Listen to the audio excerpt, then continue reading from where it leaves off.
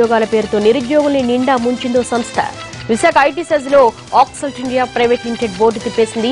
5 నెలల క్రితం ఈ సంస్థను ప్రారంభించారు. మలేషియాతో పాటు మరికొన్ని ప్రాంతాల్లో తమకు బ్రాంచ్లున్నాయంటూ వెబ్సైట్లో విస్తృత ప్రచారం నిర్వహించారు. దీంతో బీటెక్ పూర్తి చేసిన వందలాది మంది యువత ఉద్యోగాల కోసం దరఖాస్తు చేస్తున్నారు. కంపెనీలో చేరేందుకు కన్సల్టెన్సీ ఫీజు కింద విభాగాల వారీగా ఒక్కొక్కరి దగ్గర నుంచి 80,000 నుంచి 2.5 లక్షల వరకు డబ్బు వసూలు చేశారు. ఏడాదికి 2.5 లక్షల వార్షిక వేతనం వస్తుందంటూ కంపెనీ వర్గాలు చెప్పిన మాటలు విని ఉద్యోగాల కోసం నిరుద్యోగులంతా ఈ సాఫ్ట్వేర్ కంపెనీకి చెల్లించుకుంది అక్షరాల 2 కోట్ల పైమాటే. అందని కాడికి దోచుకునే ఈ సంస్థ బోర్డు తిప్పేస్తుంది.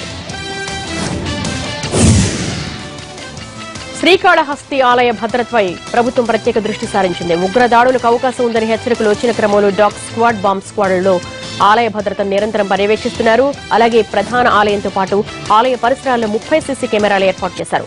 ప్రవేశ ద్వారం వద్ద మెటల్ డిటెక్టర్లు అందుబాటులో ఉంచారు. మందిరం ఆవరణలో ఎలాంటి అనుమానాస్పద వస్తువులు, బ్యాగులు, వ్యక్తులు కనిపించినా వెంటనే తమకు తెలియజేయాలని పోలీసులు సూచిస్తున్నారు.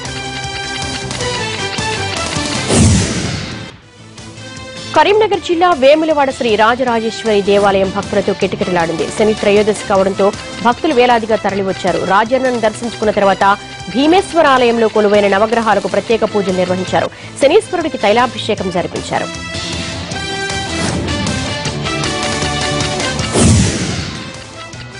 తమిళ జాలర్లపై శ్రీలంక నేవీ దాడులు చేయకుండా కేంద్రం చర్యలు తీసుకోవడం, దక్షిణాది నదుల అనుసంధానం, ములై పెరియార్ డ్యాం ఎత్తు పెంచడం వంటి 14 తీర్మానాలు చేసింది అన్నాడీఎంకే కార్యవర్గ సమావేశం. తమిళనాట రెండోసారి అధికారం చేపట్టాక జరిగిన తొలి సమావేశానికి ప్రధాన కార్యదర్శి జయలలితతో సహా పార్టీ ముఖ్యులంతా హాజరయ్యారు. రెండోసారి అధికారం చేపట్టగలిగిన ఈసారి ప్రతిపక్షం బలంగా ఉంది. డీఎంకే చెప్పుకోదగ్గ స్థాయిలో పుంజుకోకపోవడంతో కూడా సమావేశంలో చర్చ జరిగింది.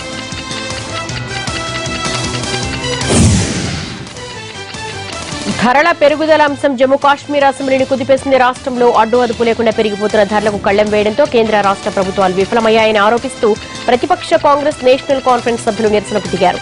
స్పీకర్ పోడియాలను చుట్టుముట్టి నినాదాలు చేశారు. దాంతో సభలో గందరగోళ పరిస్థితి తలెత్తింది.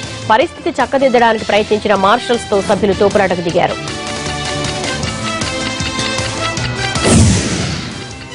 మరోవైపు జమ్మూ కాశ్మీర్ అసెంబ్లీ బయట కూడా ఉద్రిక్త పరిస్థితులు చోటు చేసుకున్నాయి. ఉద్యోగాలను క్రమబద్దీకరించడంతో పాటు కనీస వేతనాలు చెల్లించాలంటూ ఎంప్లాయీస్ అసెంబ్లీ ఆవరణలో ఆందోళనకు దిగారు. ఇచ్చిన హామీలను నిలబెట్టుకోవడం లేదంటూ ప్రభుత్వానికి వ్యతిరేకంగా నినాదాలు చేశారు.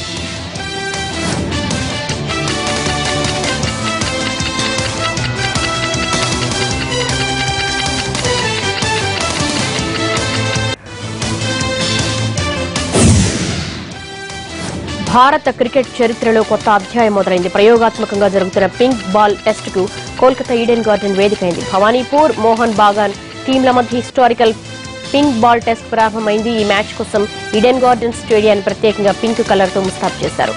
అటు అభిమానులు కూడా భారీ సంఖ్యలో హాజరై ప్లేయర్లను ఎంకరేజ్ చేశారు.